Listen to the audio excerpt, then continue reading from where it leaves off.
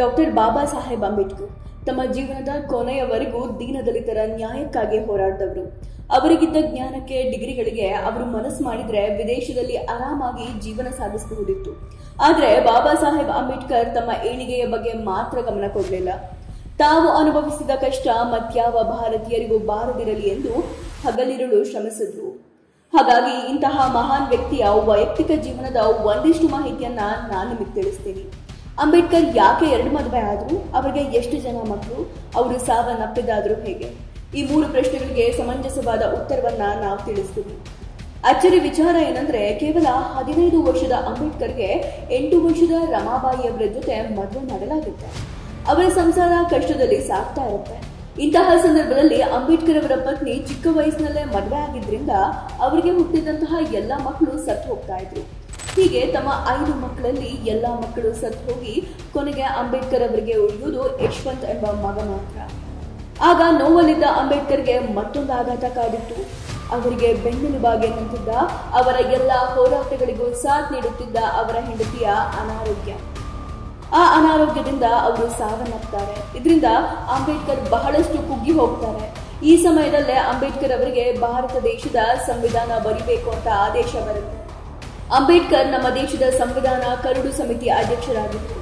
ಭಾರತ ಅಂದ್ರೆ ವಿವಿಧತೆಯಲ್ಲಿ ಏಕತೆಯನ್ನ ಕಂಡಂತ ರಾಷ್ಟ್ರ. ಕೋಟ್ಯಾಂತರ ಜನ, ವಿವಿಧ ಭಾಷೆ, ಧರ್ಮ, ಜಾತಿ ಎಲ್ಲವೂ ಬೇರೆ ಬೇರೆ. 100 ವರ್ಷಗಳ ಕಾಲ ಬ್ರಿಟಿಷರ ಆಳ್ವಿಕೆಯಲ್ಲಿ ಅಸಮಾನತೆಯ ಸಂಕೋಲೆಯಲ್ಲಿದ್ದ ಭಾರತೀಯರಿಗೆ ಸಮಾನತೆಯನ್ನ ಕಾನೂನಾತ್ಮಕವಾಗಿ ಕಲ್ಪಿಸುವುದು ಅಂಬೇಡ್ಕರ್ ಅವರ ಜವಾಬ್ದಾರಿಯಾಗಿತ್ತು. ಮಾನಸಿಕವಾಗಿ ಎಷ್ಟೇ ಒತ್ತಡ ಇದ್ರೂ ಕೂಡ ಅಂಬೇಡ್ಕರ್ ಸಂವಿಧಾನವನ್ನ ರಚಿಸುವ ಜವಾಬ್ದಾರಿಯನ್ನ ವಹಿಸಿಕೊಳ್ತಾರೆ. ರಾತ್ರಿ ಹಗಲನ್ನ ಲೆಕ್ಕಿಸದೆ ಸಂವಿಧಾನವನ್ನ ರಚಿಸುವುದರಲ್ಲೇ ತೊಡಗಿಕೊಳ್ತಾರೆ. ಇದರ ಪರಿಣಾಮವಾಗಿ ಅಂಬೇಡ್ಕರ್ ಅವರ ಆರೋಗ್ಯ ದಿನೇ ದಿನೇ ಕ್ಷೀಣಿಸ್ತಾ ಬರುತ್ತೆ. ಅವರ ಕಾಲುಗಳಲ್ಲಿ ನರರೋಗದ ನೋವು ಕಂಡು ಬರುತ್ತೆ. ಮಧುಮೇಹ ಹೆಚ್ಚಾಗುತ್ತೆ. ಪ್ರತಿದಿನ ಇನ್ಸುಲಿನ್ ತೆಗೆದುಕೊಳ್ತಿರ್ತಾರೆ.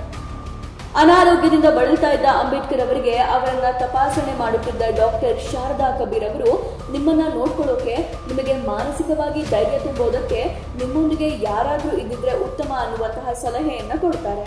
ಕೊನೆಗೆ ಅಂಬೇಡ್ಕರ್ ಅವರು ಈ ಸಲಹೆ ಕೊಟ್ಟ ಬ್ರಾಹ್ಮಣ ಸಮುದಾಯದ ವೈದ್ಯೆ ಶಾರದಾ ಕಬೀರ್ ಅವರನ್ನೇ ಮದುವೆ ಆಗ್ತಾರೆ. ಮುಂದೆ ಶಾರದಾ ಕಬೀರ್ ಅವರು ಅಂಬೇಡ್ಕರ್ ಅವರನ್ನ ಮದುವೆ ಆದ್ಮೇಲೆ ತಮ್ಮ ಹೆಸರನ್ನ ಸವಿತಾ ಕಬೀರ್ ಅಂತ ಬದಲಾಯಿಸಿಕೊಳ್ತಾರೆ. 2ನೇ ಮದುವೆ ಆದ್ಮೇಲೂ ಅಂಬೇಡ್ಕರ್ ಅವರು ಅವರಿಗಿದ್ದ ಮಹತ್ತರವಾದ ಜವಾಬ್ದಾರಿಯನ್ನ ಮರೆತಿರಲಿಲ್ಲ. ಅವರ ಪತ್ನಿ ಎಷ್ಟೇ ಆರೈಕೆ ಮಾಡಿದ್ದು ಅಂಬೇಡ್ಕರ್ ಅವರು ಅನಾರೋಗ್ಯದಿಂದ ಬಳಲ್ತಾ ಇದ್ರು. ಕಾಲಕ್ರಮೇಣ ಅವರ ಆರೋಗ್ಯ ಇನ್ನಷ್ಟು ಹದಗೆಡುತ್ತೆ.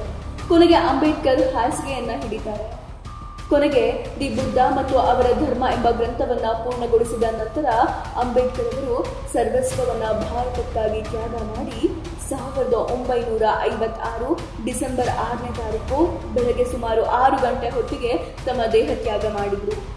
ಬಾಬಾ ಸಾಹೇಬ್ ಅಂಬೇಡ್ಕರ್ ಮಲಗಿರುವಾಗಲೇ ಅವರ ಪ್ರಾಣ ಪಕ್ಷಿ ಹಾರಿ ಹೋಗಿರುತ್ತೆ. ಶೋಷಿತರ ಪರವಾಗಿ ಧ್ವನಿ ಎತ್ತಿದ ಅಂಬೇಡ್ಕರ್ ಅವರ ಸಾವು ಗಾಳಿಗಿಂತಲೂ ವೇಗವಾಗಿ ಹೆಚ್ಚಾಗಿ ಎಲ್ಲೆಡೆ ಹರಡುತ್ತೆ. ಕೋಟ್ಯಾಂತರ ಜನರ ಕತ್ತಲು ಜೀವನದಲ್ಲಿ ಬೆಳಕನ್ನ ಹಚ್ಚಿಸಿದ ಜೀವ ನಮ್ಮೊಂದಿಗಿಲ್ಲ ಎಂದು ಒಪ್ಪಿಕೊಳ್ಳುವುದಕ್ಕೆ ಭಾರತೀಯರು ತಯಾರಿರಲಿಲ್ಲ. ಬೌದ್ಧ ಧರ್ಮದ ಆಚಾರದ ಪ್ರಕಾರ ಅಂಬೇಡ್ಕರ್ ಅವರ ಅಂತಿಮ ವಿಧಿವಿಧಾನವನ್ನ ನೆರವೇರಿಸಲಾಯಿತು.